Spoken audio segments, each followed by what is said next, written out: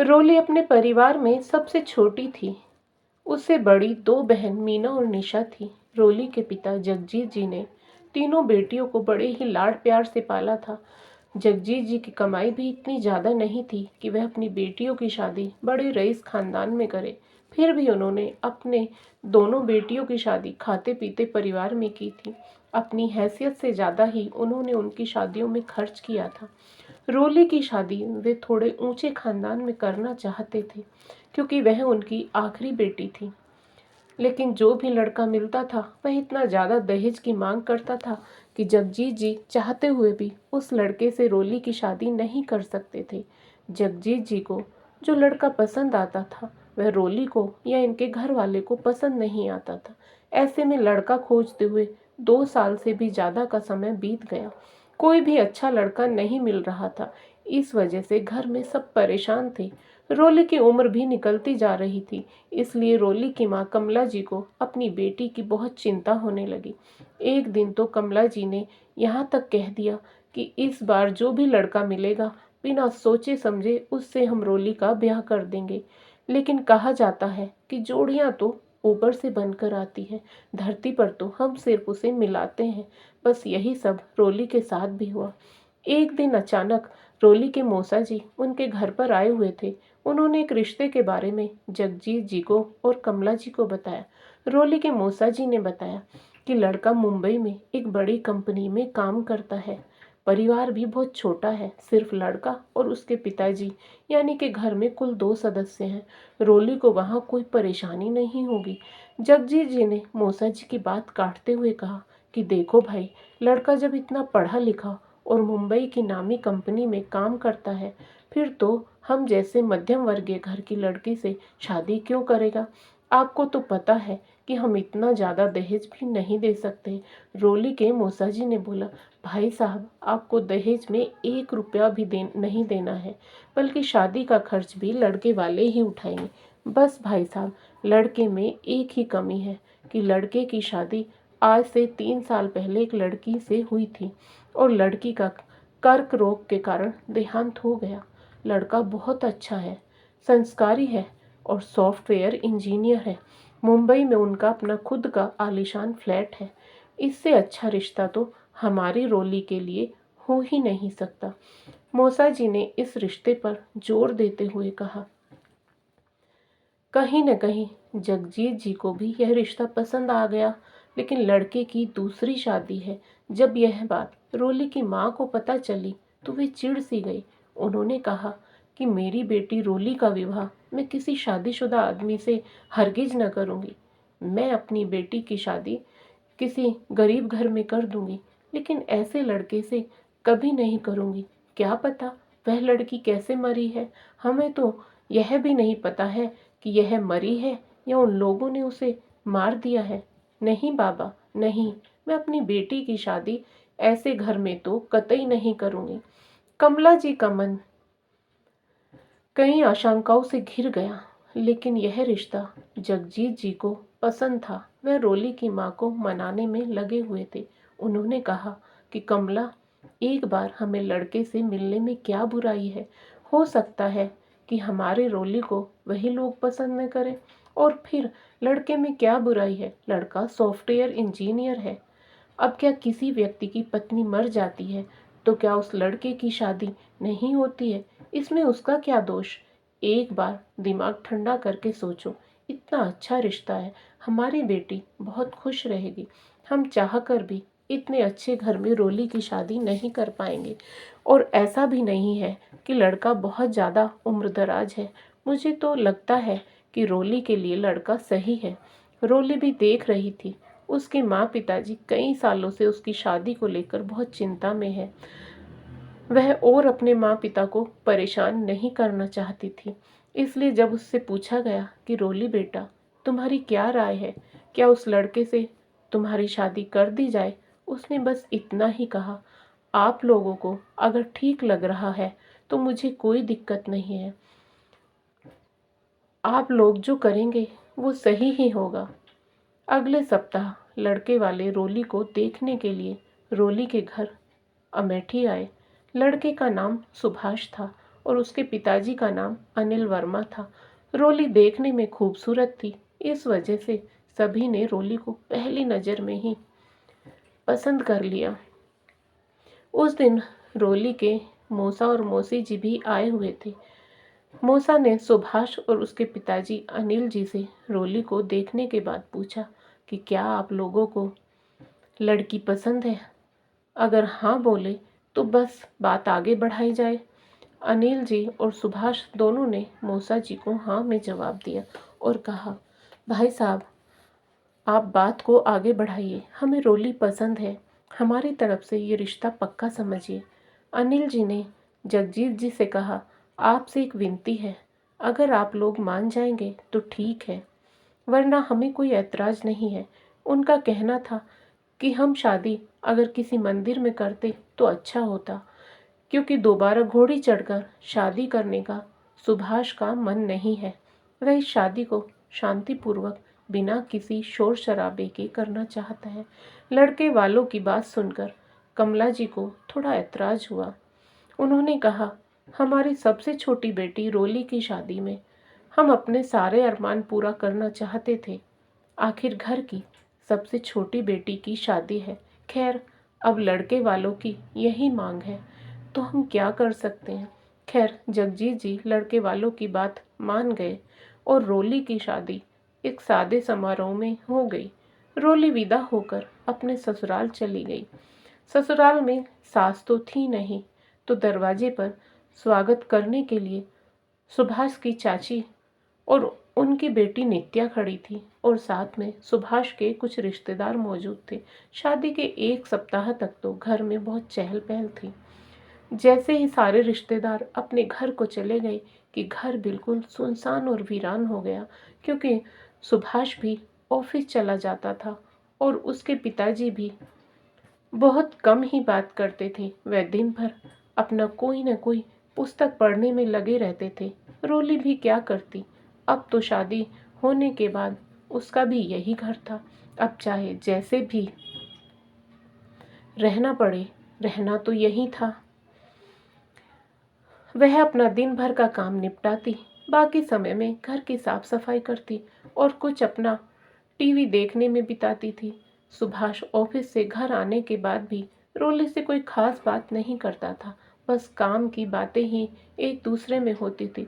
शुरू में तो रोली को लगा कि नया नया विवाह हुआ है, धीरे धीरे सब ठीक हो जाएगा, हम दोनों एक दूसरे को जान जाएंगे, फिर आपस में जैसे पति पत्नी रहते हैं वैसे रहने लग जाएंगे। लेकिन शादी को 6 महीने से भी ज़्यादा हो गया था। बस सुभाष और रोली के बीच सिर्फ खाने पीने के दौरान ही बात होती थी। सुभाष भी ऑफिस से आता और खाना खाने के बाद सीधे सो जाता था। यह भी नहीं पूछता था कि रोली कैसी हो, आज दिन भर तुमने क्या किया। उसके भीतर कोई उत्साह ही नहीं था अपनी शादीशुदा जिंदगी के लिए। कई बार तो रोली यही सोचती थी कि अगर मुझसे सिर्फ खाना बनाने खिलाने के लिए और घर में पोछा बर्तन करने के लिए शादी करना था तो फिर शादी करने की क्या ज़रूरत थी। इससे अच्छा कि यह लोग एक नौकरानी ही रख लेते। एक दिन रोली ने बहुत प्यार से खीर बनाई। रोली ने सोचा आज सुभाष का दिल खीर खिला के जीत लूँगी। उसे पता था कि सुभाष को खीर बहुत पसंद है, इस वजह से उसने बड़े प्यार से खीर बनाई थी। उसने सुभाष और अपने ससुर जी को कहा कि आप लोग खाने के टेबल पर बैठे, मैंने आप लोगों के लिए आज स्वादिष्ट व्यंजन और खीर बनाई है। भोजन के बाद खीर खाकर दोनों लोग चुपचाप अपने कमरे में चले गए। उसके बाद रोली ने भी अपने लिए खीर निकाली और खाने बैठ गई। जब खाने बैठी तो उसने खीर टेस्ट किया तो उसे बहुत फीकी सी लगी। उसे याद आया, यार खीर में तो मैं शक्कर डालना भूल ही गई। वह मन ही मन सोचने लगी, सुभाष जी और पापा जी ने तो एक बार भी नहीं कहा इसमें शक्कर है ही नहीं, कितनी फीकी खीर बनी है। वह बहुत चिंता में पड़ गई, सीधे अपने कमरे में गई और सुभाष से बोला कि अगर खीर में शक्कर नहीं था तो आपने कहा क्यों नहीं। सुभाष का जवाब इतना ही था, कोई बात नहीं, टेबल पर शक्कर रखा हुआ था, हमने उसी के साथ खीर खा लिया था।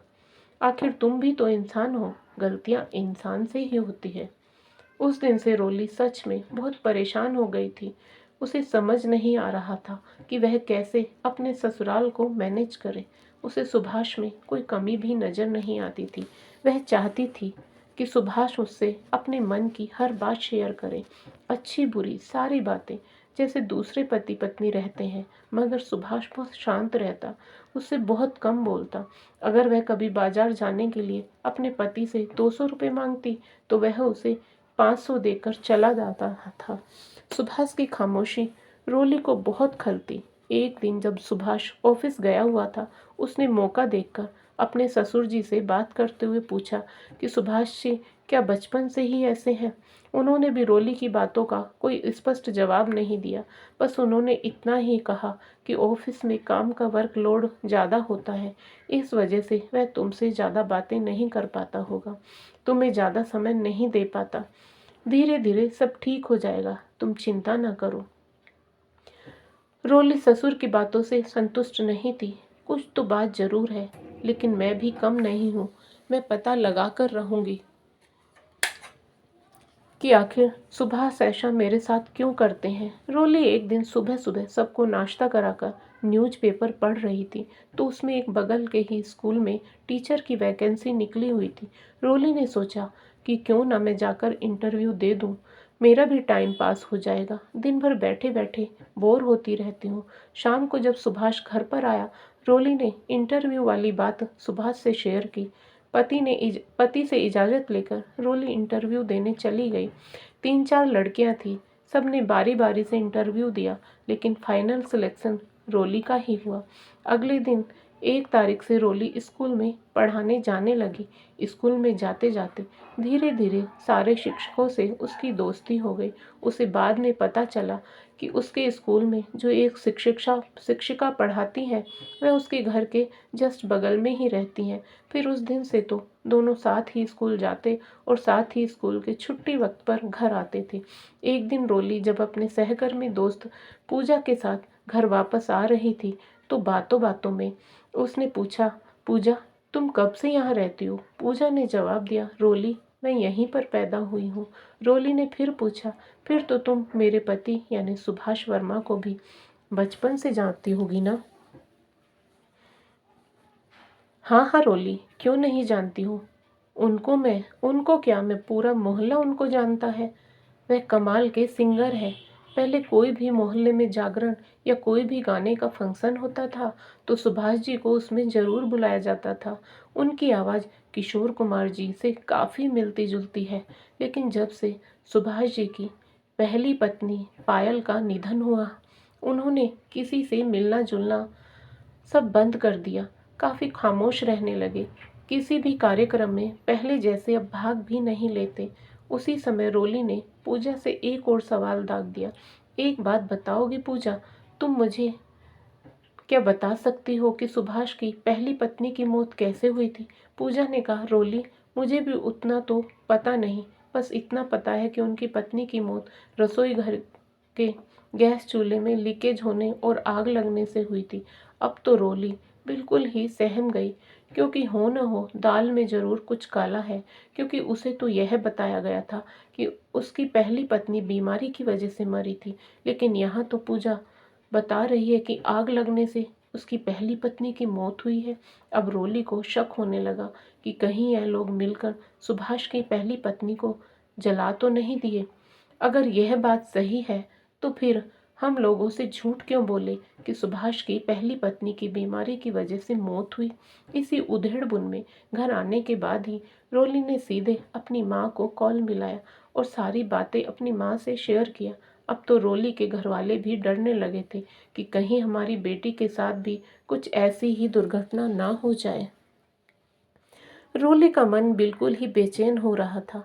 उसका मन अपने ससुराल में बिल्कुल ही नहीं लग रहा था, क्योंकि उसे लग रहा था कि उससे हर बात छुपाई गई है। पता नहीं और क्या क्या बात उससे छुपाई जाती है। शाम को जैसे ही सुभाष ऑफिस से घर आया, रोली ने कहा कि कल मुझे मेरे मायके पहुंचा दो, मेरा अभी मन नहीं लग रहा है, कुछ दिनों के बाद मुझे लेने आ जाना। सुभाष एक बार में ही मान जाना रोली को बिल्कुल ही अजीब सा लगा। एक बार भी नहीं कहा कि अभी क्यों जाओगी, बाद में चले जाना। उसने हाँ में सिर हिला दिया है। ठीक है, कल मैं पहुंचा दूंगा। सुभाष ने रोली को उसके मायके छोड़ दिया। घर में अब सारे परेशान थे, लेकिन रोली के पापा ने कहा, देखो बेटी, जो होना था वह तो हो गया। अब सुभाष तुम्हारा पति है। पहले क्या हुआ क्या नहीं हुआ उससे हमें कुछ लेना देना नहीं होना चाहिए। तुम यह देखो कि तुम्हारे साथ सुभाष कैसा व्यवहार करता है। पापा, यही तो परेशानी है। सुभाष मुझसे कुछ कहता ही नहीं है, सिर्फ मुझसे रिश्ता खाना पीने तक का ही है। उसके बाद वह अपने ऑफिस के कामों में व्यस्त रहता है। मैं चाहती हूँ कि मेरे साथ हंसे बोले, लेकिन पता नहीं ऐसा क्यों। रोली के पापा बोले, हाँ यह बात सोचने वाली है। रोली के पापा बोले कि बेटी एक काम करो, सुभाष के सगे चाचा चाची यहीं इसी शहर में रहते हैं, कल उनके घर चलते हैं, उनसे ही जानने की कोशिश करते हैं कि आखिर सच क्या है। उसी समय जगजीत जी ने सुभाष के चाचा जी को फ़ोन लगाया और उनसे मिलने की इच्छा प्रकट की। चाचा चाची जी की बेटी नित्या से रोली की अच्छी दोस्ती हो गई थी। नंद भाभी की कभी कभी फ़ोन पर बात भी हो जाया करती थी। रोली ने नित्या को फ़ोन लगाया और कहा, हम लोग मानगढ़ मंदिर घूमने आ रहे हैं, तो टाइम मिलेगा तो हम चाचा चाची से भी मिलने घर घर भी आएंगे। रोली ने उसे पूरी बात नहीं बताई, क्योंकि अगर ऐसा बताती तो उसे शक हो जाता। वह चाहती थी कि नित्या को शक भी न हो और बात भी उसे पता चल जाए। अगली सुबह रोली और उसके पापा जगजीत जी नित्या के घर पहुंच गए थे। चाचा चाची और नित्या ने भी भाभी और उसके पापा को खूब अच्छी तरह से मेहमान नवाजी की। नित्या ने बातों बातों में ही पूछा कि भाभी, आपके और भैया में सब कुछ ठीक तो है ना? आप अचानक से अपने मायके चली आई। रोली ने कहा, नहीं नित्या, ऐसा कुछ नहीं है, बस मन नहीं लग रहा था, तो मैंने सुभाष जी को मेरे मायके की छोड़कर आने के लिए कहा। नित्या ने रोली भाभी के चेहरे को भांप लिया था। उसने कहा, भाभी, आप इतना परेशान क्यों दिख रही है? कोई बात है तो आप मुझसे बेहिचक करिए, जितना भी हो सकेगा मैं आपकी मदद करूंगी। यह बात सुनते ही रोली अपनी ननंद के गले लिपट गई और रोते हुए बोली, नित्या, मुझे आपसे आपके भैया के बारे में सब कुछ जानना है। अगर आप मुझे अपनी भाभी मानती हैं तो आप मुझसे कोई भी बात नहीं छुपाएंगी। हाँ भाभी, बताइए क्या जानना है आपको सुभाष भैया के बारे में। चाची जी भी रोली को रोते देखकर चुप कराते हुए बोली, बहू, तुम्हें कोई भी परेशानी हो तो तुम मुझे अपनी सासू माँ समझकर शेयर कर सकती हो। सुभाष मेरा बेटा ही है, इसके नाते तुम मेरी बहू हुई। बताओ, आखिर कौन सी चिंता है जो तुम्हें खाए जा रही है? रोली ने चाची जी से कहा, चाची जी, जब से शादी हुई है वो मुझसे इतना चुप चुप क्यों रहते हैं? ऐसा लगता है कि कितने दर्द अपने अंदर समेटे हुए हैं। कुछ भी चीज़ मुझसे अपनी शेयर नहीं करते हैं, ना ऑफिस की, ना कोई अपनी पर्सनल प्रॉब्लम। हमें बताया गया था कि उनकी पहली पत्नी की मौत बीमारी होने की वजह से हुई थी, जबकि मुझे पता चला है कि उनकी पहली पत्नी की मौत जलने से हुई थी। और मुझे समझ में नहीं आ रहा कि आखिर सच क्या है। चाची जी बोली, बहू, तुम बिल्कुल ही निश्चिंत रहो। सुभाष बहुत ही अच्छा और समझदार लड़का है, वह कभी भी तुम्हारे साथ गलत नहीं कर सकता। और रही बात तुमसे बात छुपाने की, तो आज मैं सब कुछ तुमको बताऊंगी। दरअसल बात यह है कि सुभाष और पायल दोनों एक ही कंपनी में नौकरी करते थे। शादी होने के बाद सुभाष नहीं चाहता था कि पायल दोबारा से नौकरी करे। इस वजह से उन दोनों के बीच में लड़ाई होनी शुरू हो गई। गुस्से की वजह से पायल बहू खाना भी सही तरीके से नहीं बनाती थी, बस जैसे तैसे कुछ भी बनाकर दे देती थी। एक दिन की बात थी, खाना बनाते वक्त पायल शायद सब्जी में नमक डालना भूल गई थी। इस वजह से जब उसने खाना परोसा तो सुभाष ऑफिस वर्क की वजह से टेंशन में उस पर गुस्सा कर दिया कि अगर तुम्हें खाना बनाना नहीं आता है तो छोड़ दो, यह भी मत बनाओ, हम बाहर से खा लेंगे। पायल भी गुस्से में सुभाष पर चिल्लाने लगी कि मैं तुम्हारी कोई नौकरानी नहीं हूँ। मैंने अपनी इंजीनियरिंग इसलिए नहीं की थी कि तुम्हारे घर बैठकर तुम्हारा खाना बनाऊंगी, तुम्हारे कपड़े साफ करूंगी।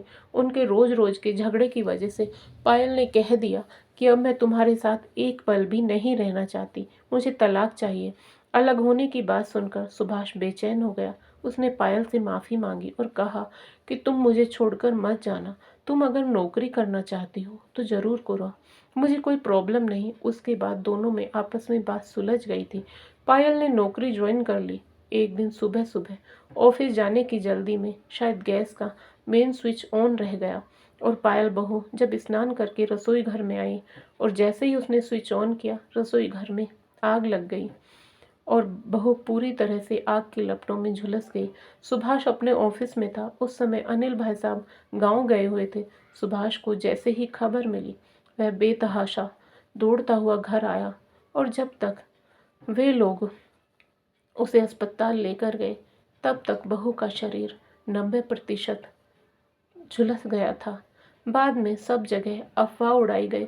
सुभाष के झगड़ों के कारण बहू ने खुद को आग लगा ली। पुलिस कार्रवाई भी हुई। जैसे तैसे करके मामले को रफा दफा किया गया। उस दिन के बाद सुभाष बेटा तो पूरी तरह से खामोश हो गया था। वह पायल की मौत का खुद को जिम्मेदार मान रहा था।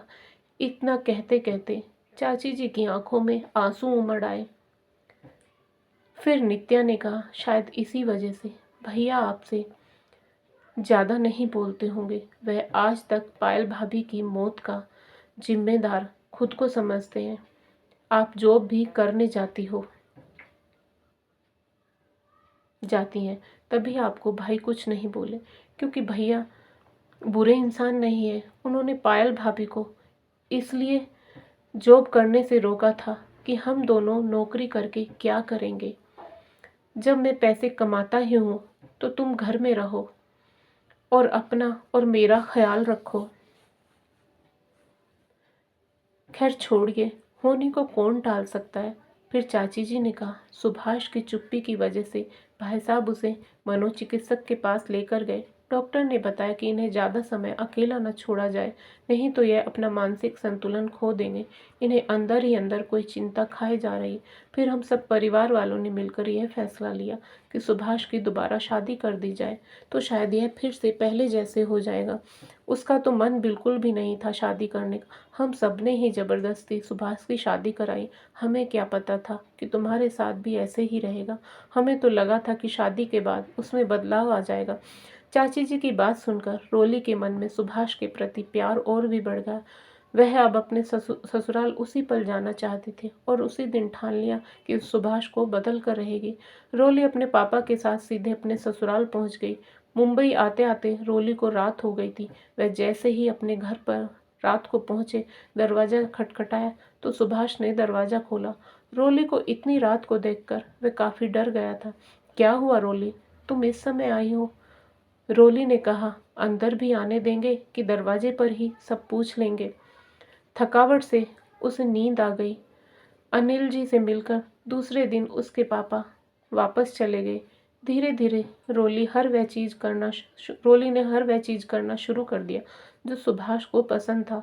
सुभाष को फिल्म देखने जाने का मन नहीं होता था, फिर भी ज़बरदस्ती उसके पसंद के हीरो की जब भी फिल्म रिलीज होती थी उसे दिखाने ले जाती थी। कुछ दिनों के बाद सुभाष और वह घूमने के लिए शिमला भी गए, क्योंकि सुभाष को बर्फीली जगह पर घूमना बहुत ही पसंद था। रोली नित्या से सुभाष की पसंद नापसंद के बारे में पूछती रहती थी। शिमला जाकर सुभाष को धीरे धीरे एहसास होने लगा कि वह रोली के साथ बहुत गलत कर रहा है। अतीत की वजह से रोली को कभी भी पत्नी का दर्जा नहीं दे पाया था, लेकिन वह अब अपने अतीत को भूलकर जीवन में आगे बढ़ने का स्वयं से वादा करता है। सुभाष धीरे धीरे रोली को चाहने लगा। जब भी दोनों को आपस में टाइम मिलता, दोनों एक दूसरे को चुटकुले सुनाते, इधर उधर की बातें करते। कब समय निकल जाता था उन दोनों को पता ही नहीं चलता था। कुछ दिनों के बाद घर में एक नन्हा मेहमान भी आ गया था। सुभाष और रोली का जीवन खुशियों से भर गया था। कभी रोली को अपने पिया का घर जेल लगता था, लेकिन अब यही पिया का घर उसे प्यारा लगने लगा था। तो दोस्तों, आपको आज की कहानी कैसी लगी कृपया कमेंट करके अवश्य बताएं। और यदि आपको कहानी पसंद आई हो तो कहानी को लाइक करें, शेयर करें और साथ ही एक और कहानी चैनल को सब्सक्राइब करें। फिर मिलेंगे दोस्तों एक और नई कहानी को लेकर। तब तक आप अपने परिवार के साथ हंसते रहिए, मुस्कुराते रहिए, खुश रहिए। राधे राधे प्यारे दोस्तों।